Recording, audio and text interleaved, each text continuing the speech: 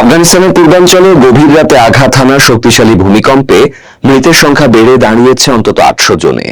এ ঘটনায় আহত আরও প্রায় 2500 মানুষ। সবচেয়ে বেশি প্রাণহানি ঘটেছে কুনার প্রদেশে। ধ্বংসস্তূপে এখনও শত শত মানুষ চাপা পড়ে আছেন বলে জানিয়েছেন প্রত্যক্ষদর্শীরা। রোববার গভীর রাতে ভূমিকম্পে কেঁপে ওঠে দেশটির পূর্বাঞ্চল। সোমবার এক সংবাদ সম্মেলনে আফগান সরকারের মুখপাত্র মৌলভী জাবিউল্লাহ মুজাহিদ নিহত ও আহতদের হালনাগাদ সংখ্যা নিশ্চিত করেন। তিনি জানান, উদ্ধার তৎপরতা অব্যাহত রয়েছে এবং মৃতের সংখ্যা আরও বাড়তে পারে। স্থানীয় গণমাধ্যম টোলো নিউজ প্রকাশিত ভিডিও ফুটেজে দেখা গেছে কুনারের মাজার ভ্যালিতে শত শত ঘরবাড়ি ধসে পড়েছে। সেখানে নারী, শিশু ও প্রবীণরা ধ্বংসস্তূপের নিচে আটকা পড়েছেন বলে জানিয়েছেন প্রত্যক্ষদর্শীরা।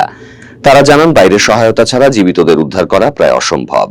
ভয়াবহ এই প্রাণহানির ঘটনায় গভীর শোক জানিয়েছে আফগানিস্তানে অবস্থিত জাতিসংঘ কার্যালয়।